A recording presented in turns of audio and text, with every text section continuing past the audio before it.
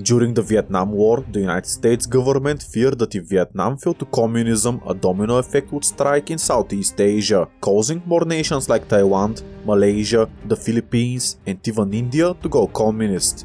While this wasn't exactly the case in our own history, with only Laos and Cambodia falling into dictatorial regimes, there was a great fear that the first scenario could possibly happen. So what if it did? What if America lost its influence in most of Asia? And what would the other major communist powers do with these new nations?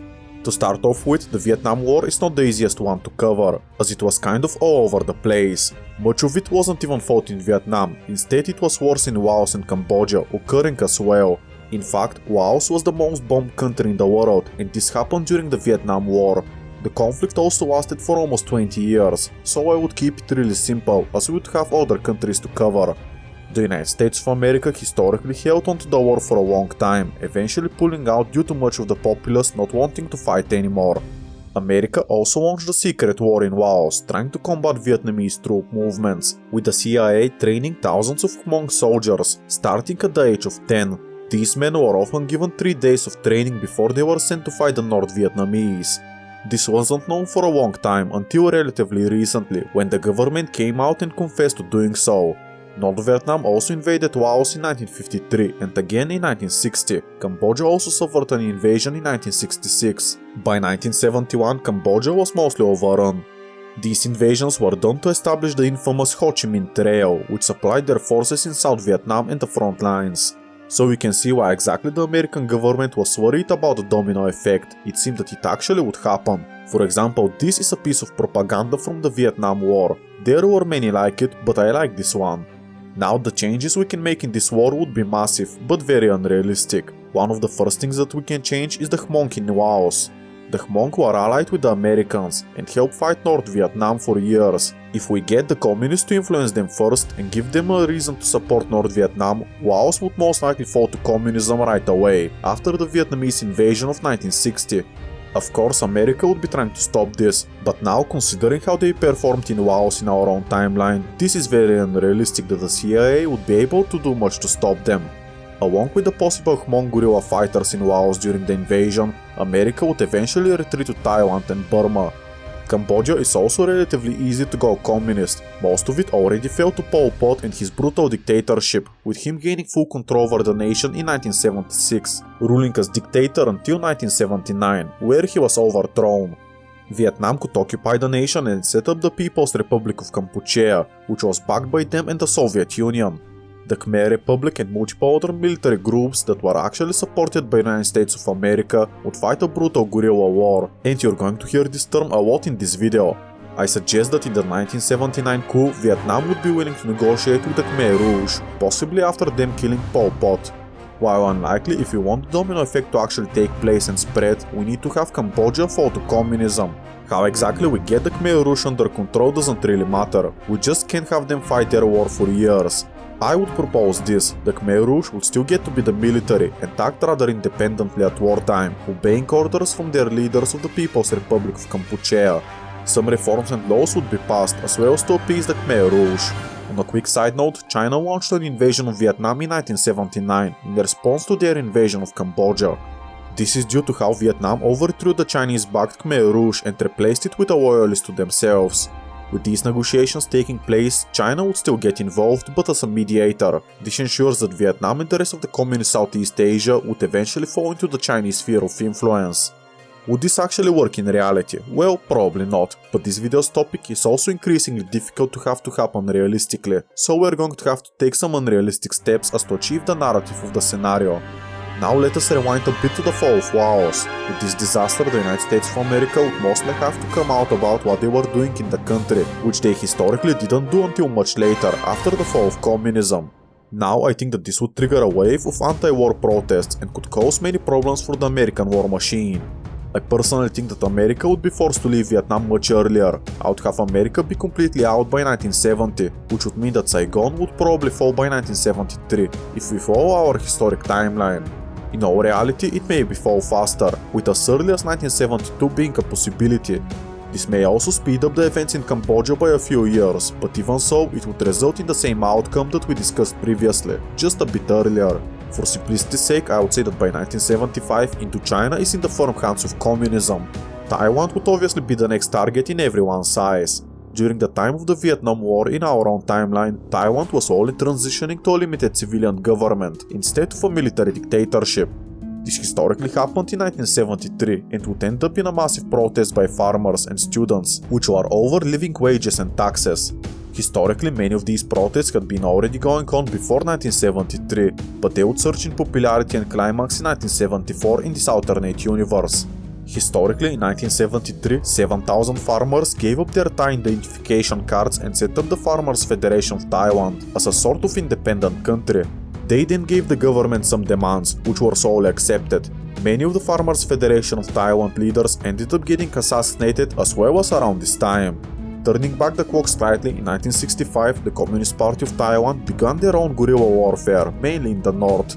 This government was supported by the Khmer Rouge for much earlier, until 1978, as well as the Malayan Communist Party and the Phao Tuao. This war historically ended in 1983 with amnesty for the revolutionaries. However, now with the Vietnam War ending much earlier, we can have some very big changes to Taiwan. While the Thai government was going to switch to a democracy in 1973, with the results of the Vietnam War, the military may hold on to power for a little longer, as they don't want any possibility for Taiwan to fall to communism.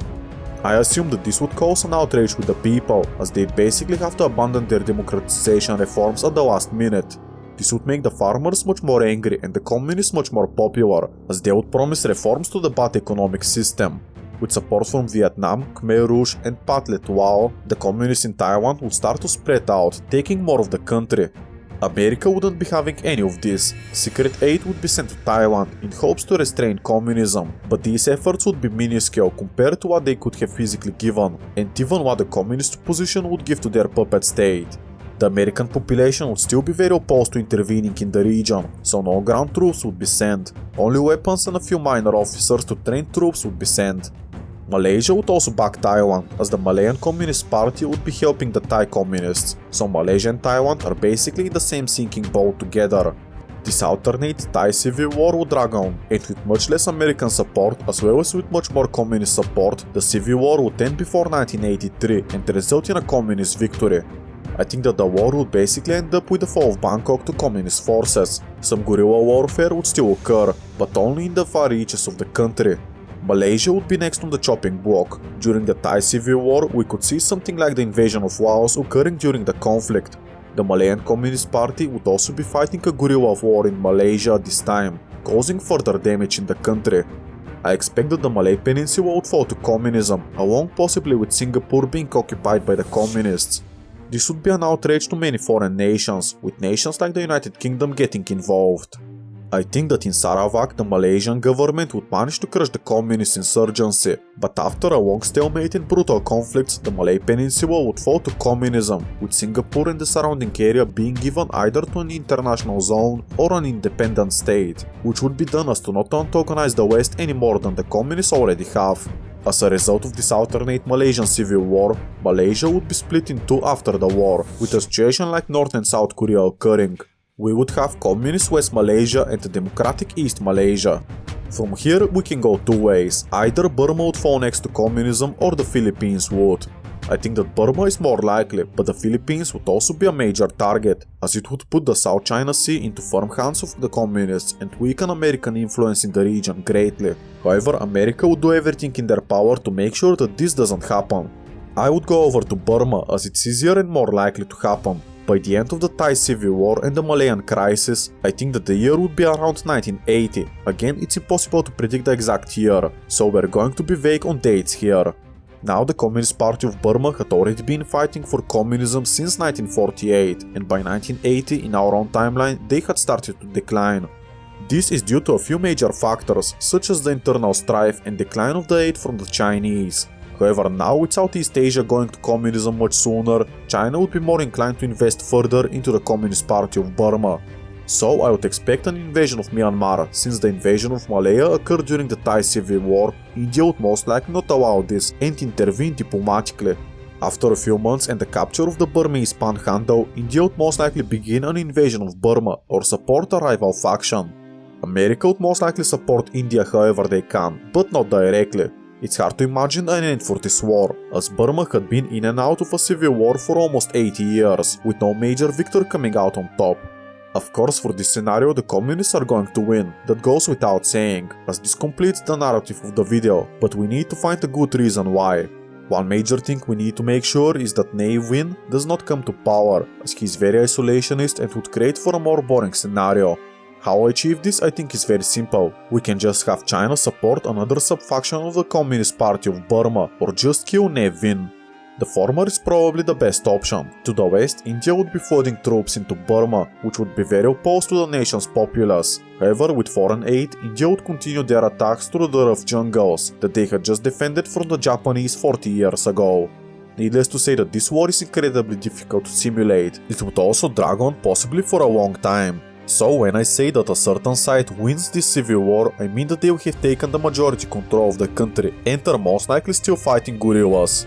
With the fall of Naypyidaw, the communists would eventually take control over the country, except for the far west, along the coast, which would be effectively an independent nation backed by India.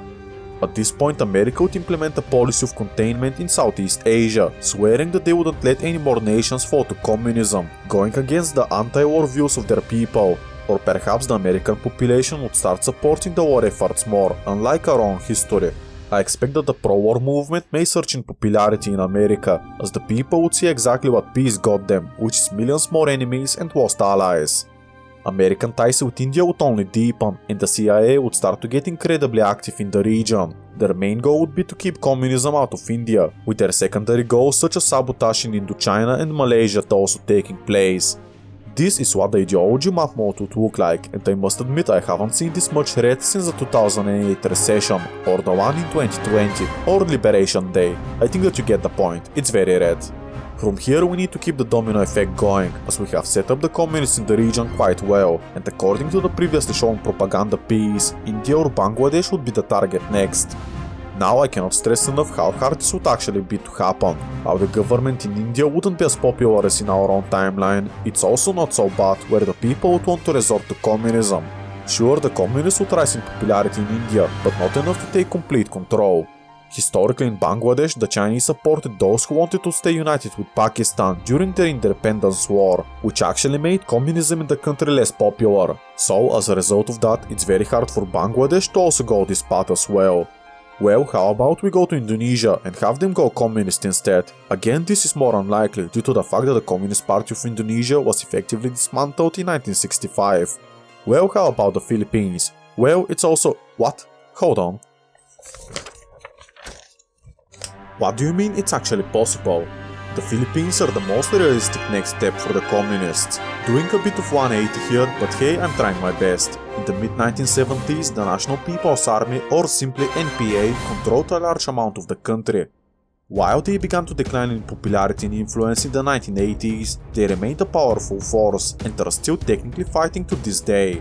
With the expansion of communism in Southeast Asia, it wouldn't surprise me if instead of a decline in influence, the NPA remains at its height or even grows.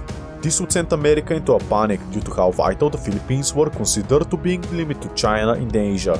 This would result in American troops to be sent to the island chain, causing another of guerrilla war similar to Vietnam. The only difference is that we can bolster the NPA. The United States doesn't really stand a chance against the communists. Instead, America will choose their navy to blockade the island nation, as well as disrupt Chinese economic interests. Now, the main reason why the Americans would be investing so much into this conflict can be pinpointed to one major factor, and this is Reaganism. At this point, Ronald Reagan and his firm anti-communist policies would be in charge of the United States of America, with even greater support. It would be clear that by the mid-1980s that the war would be unwinnable for the United States, but Reagan being Reagan would still try it. People don't say that he was the reason for the collapse of the Soviet Union for no reason.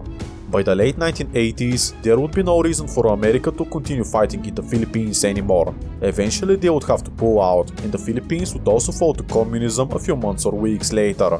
This would be a massive detriment to the American presence in the continent, as they would basically limit it to Japan and South Korea, with some influence in Indonesia and the rest of Malaya, which considering the circumstances may be more aligned to the Americans this timeline. Speaking of South Korea, the nation wouldn't come close to falling to communism. South Korea is a very anti-communist society. The chances of communist takeover is very unlikely. and the chances of a continuation of the Korean War is also impossible. China would be more focused on their policies in Southeast Asia and keeping the Americans from meddling with them than supporting North Korea in a unification war.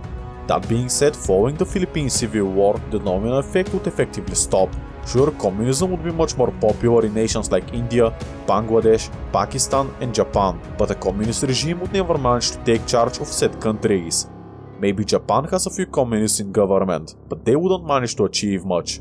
Speaking of Japan, I think that they would be allowed to fully rearm, and most restrictions put on them after the Second World War would be lifted. So Japan is not a peaceful country of our own history, but a quite militaristic society, similar to South Korea, where there is compulsory military service and so on. Here is a cool idea. Japan's economy started to grow so much in the 1980s that America had feared that in a decade or two, the Japanese economy would overtake the American one. This historically never happened, and Japan stagnated for 40 years, continuing up until today. But in this alternate history, with more military spending by the Japanese, perhaps their economy never reaches the heights of the 1980s, but also never experiences the woes of the 2000s. Maybe Japan's economy is more balanced, or maybe it is way worse off than today, due to more military spending. Another interesting idea is that China's influence in Africa would actually decline, as they would be more focused on investing somewhere else. So overall, many African nations would be worse off due to less Chinese investments, except for Djibouti. Everybody loves Djibouti. Subscribe if you love Djibouti. In this alternate history, China now has an empire of buffer states, full dominion over the South China Sea, as well as partial control over the Straits of Malacca. China is in a much better position both militarily and economically. We could see a situation in Singapore like we did in Hong Kong, with China attempting to assert influence over the international zone. However, as we roll into the 90s, the ground would start to rumble. Here are some more possibilities as to what could have happened next, and keep in mind these are more unrealistic than usual. The communists would have for sure gone on in power, nobody cannot disprove this, and this growth of communism is at the expense of democracies and American allies in the region. Nicaragua, El Salvador or Guatemala going communist isn't too impossible, as Cuba in the region had supported socialist movements in Central America. In the communist world, seeing how the Americans couldn't prevent Cuba from breaking away, would be more encouraged to get more countries on their side, right in America's backyard. The ideal candidate for this is Nicaragua, as I would say they are the most significant and is bordered by a stronger US-aligned Mexico, like Guatemala, while not being small like El Salvador. You already know what I'm about to say. The communists would like to build a communist canal, connecting the Atlantic to the Pacific Oceans, and Nicaragua could be used for that. Of course, we're in the late 1980s, so the communist world would have to face other issues quite soon, but I think that construction of said canal would at least start.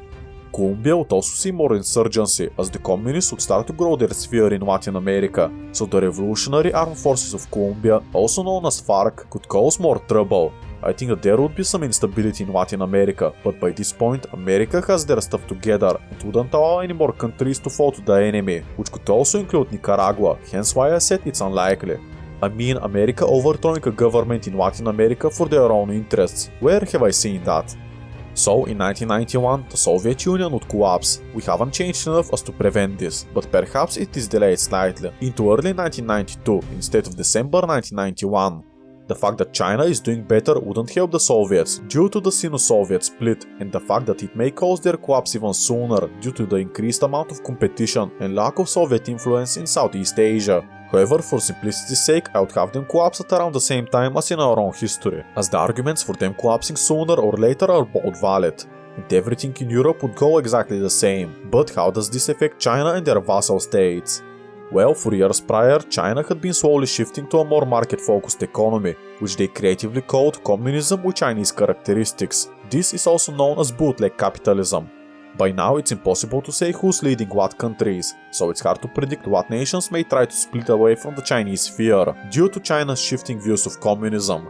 I think that Vietnam would stay with China, along with Laos and Cambodia. The latter two are already closely connected with China in our own timeline, which leaves Vietnam surrounded. Also, with the lack of the Sino-Vietnam War, Vietnam is much more friendly towards China. Burma would remain split between the Indian-backed puppet government in the west and the Chinese-backed puppet government in the east. Neither of these nations would have the capacity to overthrow their oppressors and unite the country, so I would say that the status quo would remain permanent. The Philippines would probably separate from China and become very similar to Vietnam in our own timeline, still technically socialist, but mainly cooperating with the United States of America. This is due to the major ideological differences between China and the Philippines, which would begin to show as the communist world would begin to collapse. Malaysia may undergo a similar fate, with China being forced to give up most of their direct control over the Malaysian People's Republic. However, China's soft power over them would be immense, and most likely keep the United Malaysia from going too far. As for Taiwan, it's hard to say what would happen next. Many in the big cities would still dislike communism, and even with 20 or so years of reforms, many would still want to dispose the regime.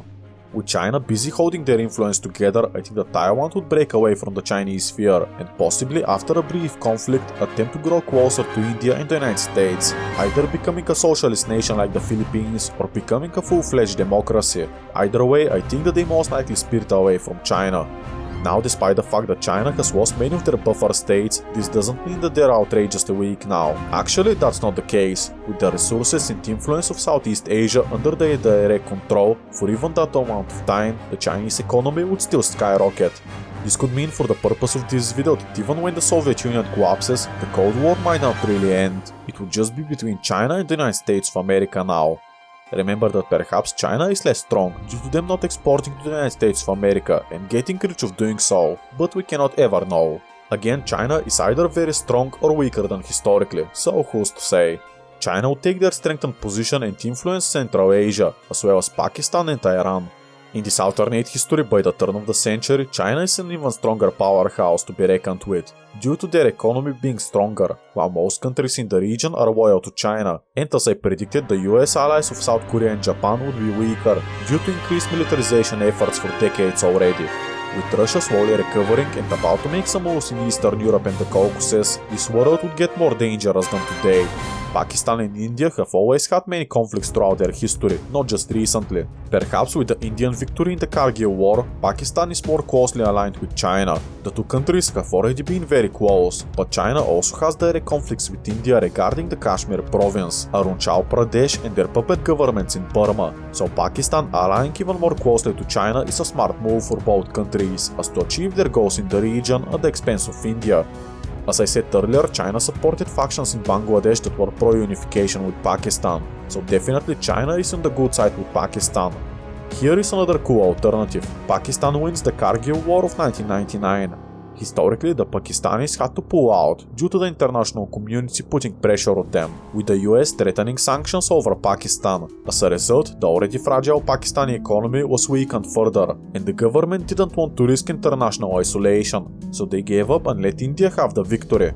Perhaps in this alternate history, China swoops in as to support Pakistan, giving them the needed resources as to continue fighting India. Regardless if Pakistan wins or loses, they are already in debt to China and more committed to ally with them, so Pakistan becomes another vassal of China. As for Iran, I wouldn't go too much in detail, but it's only natural that they ally with China as well. Further, the Afghanistan Civil War maybe has a different conclusion, as Pakistan, Iran and China surround the country, so the Americans are perhaps kicked out sooner, as Pakistan never aligns with the Americans, so this would change the world quite a lot. For example, in our own history, Osama bin Laden was found and killed in Pakistan, as the country cooperated with the Americans, which wouldn't be the case in this alternate history. By the 2020s, COVID would hit, and yes, I'm going into the modern day, and I believe that this would alter the world a lot. This is China's influence and America's influence around the world, and as you can see, the communists and socialists are stronger and surrounded China. So, as we know from our own history, China was very slow to show the world the virus, as apparently they hid it from everyone for several months. With less press freedom, the Western countries also discovered about the coronavirus much later. So here is how this would actually play out. In Wuhan, the virus would still start, but China being totalitarian would enforce quarantines and lockdowns, and later mandatory vaccines. The problem is that the communist world would try to hide it from the rest of the world, including their citizens as well, for as long as possible. So I would say that more people in the communist countries would be infected, despite the quarantines and the lockdowns. Remember that the Cold War has technically still not ended, and China and the United States of America are still fighting proxy wars in the region, so China may attempt to hide COVID from the Americans. The second problem is that with much many more people infected initially, the virus is going to spread out throughout the world more than historically, potentially infecting millions more people. The virus is likely contained faster in places like China and their allies, like in our own history, due to the totalitarian regime's efforts, but the economic devastation that this caused on the Western world would be far greater. Again, we could also make the argument that China wouldn't become so economically strong without exporting to their rivals, but we're already 50 years into the scenario and there is for sure some butterflies, with me trying to make it entertaining. So to finish it off and reach the modern day, COVID-19 would fade away and the West is about 10 or 20% more devastated according to my scenario, and I should let you know that I know nothing about viruses or anything like that. So if you have another opinion, I would love to hear it. I just think that more people would be infected initially due to the Chinese policies of containment and hiding it from the rest of the world for longer. The coronavirus would end and we would all live a happy and prosperous life for a few months before Russia invades Ukraine. This time I think that China would support Russia way more, with the Western world supporting Ukraine also way more. Potentially we don't have the Chinese sort of abandoning Russia like in our own history, but who's to say? China is allied with Iran, so with Israel and Palestine going to war, maybe spread out will become much deadlier and less contained, with the conflict being even more polarizing in the world stage. Now the Syrian Civil War would also likely end in the same way, as Russia was busy in Ukraine, and China would be quite overextended already. We would get to May of 2025 and India and Pakistan would be exchanging missiles over Kashmir, and this time Pakistan is more ready to fight, so this conflict further escalating is definitely an increased possibility than in our own history. This is also the perfect time to mention BRICS, and that this would look incredibly different, as India wouldn't be part of the alliance due to their many conflicts of interest with China. So while the Chinese sphere is stronger, the Americans would also have India in there as well, so despite them being hit worse by COVID-19, this would level out the playing field. There may be another proxy war to be fought in India and Pakistan, much like Russia and Ukraine. This is to say that the Cold War would never truly end, and both sides would continue to support rival factions loyal to them and decreasing the world's stability. Another possibility is that Trump never gets elected, due to the different situation that requires a strong US military presence around the world and a strong economy. So Trump's plans to end all wars would be more unpopular, as the American public would see it as giving up the US influence to China. Further, as China and the United States of America would be rivals for decades already, there would be less trade between the two, so Trump wouldn't advocate for the trade deficit with China, which wouldn't matter in this alternate history. Maybe we have the opposite, with more Americans feeling the increased economic downturn that COVID-19 had caused in this alternate history, so they would prefer Trump's policies of America first and not spend a lot of money than today on conflicts in Ukraine, the Middle East and potentially even India. Truly it could go both ways regarding who wins the US presidency, as to keep the comment section civil I would say that my cat becomes the next United States president. On the 1st of October 2027, China would feel more comfortable in attacking Taiwan, which could potentially start a third world war. Perhaps less African nations are involved, due to China not spending a lot of money there during the Cold War.